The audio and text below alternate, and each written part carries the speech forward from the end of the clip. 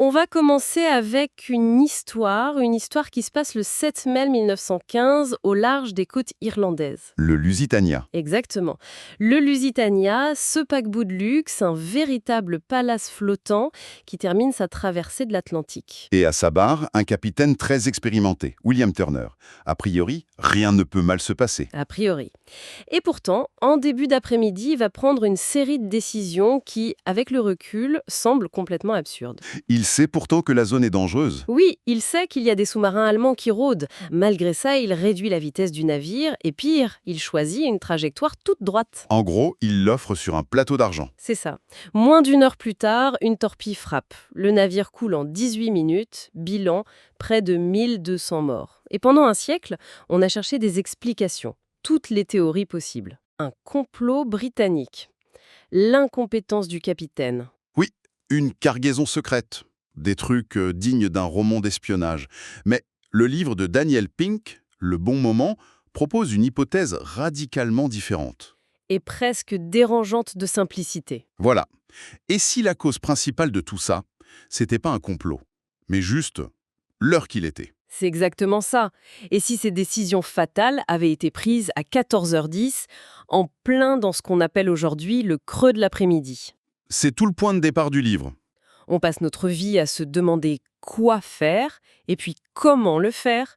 Mais la question du quand, elle est presque toujours laissée de côté. On se fie à l'instinct. L'idée centrale du livre, c'est de dire non, le timing, ce n'est pas un art, c'est une science. Une science. Oui, une science qui s'appuie sur des centaines d'études très sérieuses en biologie, en économie, en psychologie, pour révéler ces fameux rythmes cachés qui gouvernent nos vies. Alors, allons-y. C'est quoi cette architecture secrète de notre quotidien? Est-ce que c'est juste une impression? C'est haut et c'est bas ou est-ce qu'il y a un vrai schéma? Il y a bien un schéma, et il est remarquablement constant. Le livre le décrit en 3 temps. Un pic, un creux et un rebond. D'accord. Le matin, c'est le pic. Notre vigilance, notre concentration, tout est au maximum.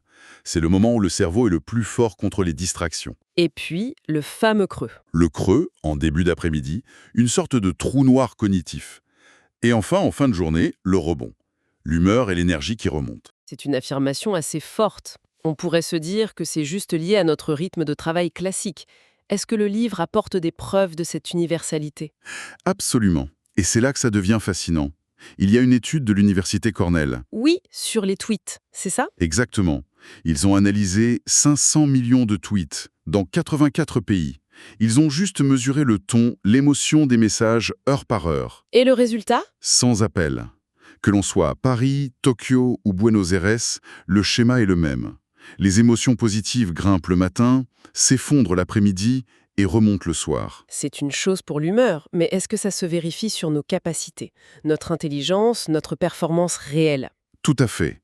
On passe de l'humeur à la performance. D'autres recherches, comme celle de Daniel Kahneman, le prix Nobel, le confirment. Nos capacités analytiques suivent cette vague. Donc le matin, pendant le pic, c'est le moment idéal pour les tâches qui demandent de la rigueur, de la logique. Voilà. C'est le moment de faire sa compta, d'analyser un rapport complexe, tout ce qui demande une concentration intense. Ce qui expliquerait l'étude sur les écoliers danois. C'est un exemple très concret, ça. Oui, c'est énorme. Ceux qui passent leurs examens le matin ont de bien meilleurs résultats que ceux de l'après-midi. L'impact est aussi fort que des facteurs socio-économiques. C'est fou. C'est fou en effet. Mais attention, le livre nous met en garde. Il ne faut pas en conclure qu'il faut tout faire le matin. Ah, Parce que ce pic de vigilance n'est pas bon pour tout. C'est là qu'intervient ce que l'auteur appelle le paradoxe de l'inspiration. alors ça, c'est contre-intuitif. Ça voudrait dire qu'un créatif devrait faire l'inverse de tout le monde. C'est exactement l'idée. Pour les tâches qui demandent de la créativité, de l'intuition, de trouver des solutions originales, le moment du rebond en fin de journée est bien meilleur. Et pourquoi? Parce que le matin, notre cerveau est un excellent gardien. Il filtre, il est logique, il censure les idées un peu folles. Mais pendant le rebond du soir, notre vigilance baisse un peu. Le gardien est moins strict. Voilà. Et notre esprit est plus ouvert, il fait des connexions plus inattendues. On est moins analytique, mais beaucoup plus associatif. C'est parfait pour un brainstorming, mais pas pour relire un contrat. D'accord, donc on a ce schéma général, mais on n'est pas tous pareils. Je suis clairement moins performante le matin, par exemple. Comment le livre explique ça? C'est le deuxième niveau de lecture, et il est crucial. Le livre parle de 3 chronotypes. Les alouettes et les hiboux? C'est ça. La grande majorité des gens, environ 60 à 70%, sont des alouettes, les lève-tôt, ou des oiseaux du 3e type, les intermédiaires. Pour eux, le schéma pic, creux, rebond, ça marche. Mais il reste les autres? Il reste les hiboux, les couche-tard, environ une personne sur 5. Et pour eux, eh bien, le rythme est quasiment inversé. Inversé. C'est-à-dire Ils comment? commencent par le rebond. Exactement. Leur journée, c'est rebond, creux, puis pic. Leur meilleur moment pour une tâche analytique, c'est pas à 9 h du matin, mais plutôt en fin d'après-midi. Et leur créativité, c'est souvent tard dans la nuit. Et comment on peut savoir ce qu'on est? Il y a un test. Oui, et c'est très simple. Il suffit de se poser 3 questions pour un jour libre, sans réveil. À quelle heure je me couche? À quelle heure je me lève? Et la 3e, quel est le milieu de sommeil?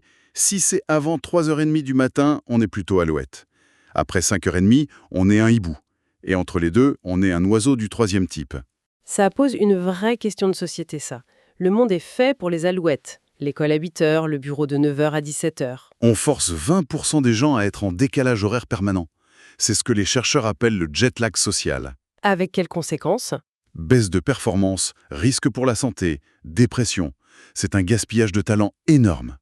Heureusement, certaines entreprises commencent à proposer des horaires plus flexibles. D'accord.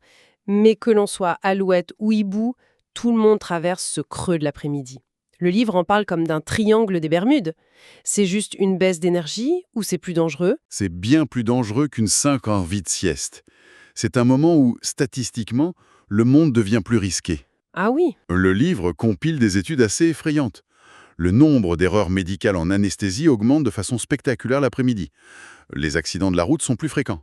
c'est fou, c'est fou. Même les juges rendent des verdicts plus sévères juste avant une pause que juste après. Notre jugement est altéré, notre concentration s'effrite, on prend même des décisions moins éthiques. Ça fait froid dans le dos. Et ça nous ramène au Lusitania. L'hypothèse, c'est que le capitaine Turner, vers 14 h, était en plein dans ce brouillard cognitif. C'est exactement ça. Il est devenu une version diminuée de lui-même au pire moment possible. C'est le vrai danger de ce creux. Il ne nous rend pas seulement moins productifs, Il nous rend moins intelligents et moins prudents. voilà. Alors, que faire? On ne peut pas tous arrêter de travailler entre 14 h et 16 h. Quelles sont les solutions concrètes? La solution la plus puissante et la plus sous-estimée, c'est de réhabiliter les pauses. Et pas n'importe comment. Une pause, ce n'est pas une faiblesse, c'est une compétence, c'est ça? Exactement. Il faut des micro-pauses fréquentes, se lever, regarder par la fenêtre, et une vraie pause déjeuner, mais surtout, loin de son bureau. Manger devant son ordinateur ne restaure presque rien au niveau cognitif. Et la sieste? C'est un peu le remède ultime, non? C'est l'arme secrète. Mais là aussi, il y a un mode d'emploi. Une sieste de 10 à 20 minutes, c'est parfait pour restaurer la vigilance. Et au-delà, on est un peu dans le gaz en se réveillant. Oui, c'est l'inertie du sommeil. Le livre mentionne même une technique optimale, le Nappuccino. Le Nappuccino, qu'est-ce que c'est que ça? C'est simple et génial. On boit un café, rapidement, et juste après, on fait une sieste de 20 minutes. D'accord. Le temps de se réveiller, la caféine qui met environ 25 minutes à agir, arrive au cerveau. On a donc les effets de la sieste et le coup de fouet du café en même temps. C'est très malin. Bon, on a parlé de la journée. Mais le livre étend cette logique à une échelle plus grande, celle de nos projets, de nos vies. Parlons des débuts. Oui, les débuts ont un pouvoir particulier. C'est ce que les psychologues appellent l'effet nouveau départ. On est toujours plus motivé un lundi qu'un jeudi, ou le premier jour du mois. Exactement. Ces dates ne sont pas magiques. Ce sont des balises temporelles. Elles nous permettent de tracer une ligne entre notre ancien nous et notre nouveau nous. On peut donc les utiliser stratégiquement pour lancer un changement.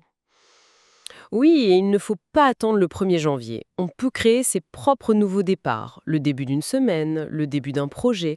L'important, c'est de marquer le coup. D'accord pour les débuts, mais le vrai problème, c'est souvent le milieu, le coup de mou de mi-parcours, quand l'enthousiasme est retombé.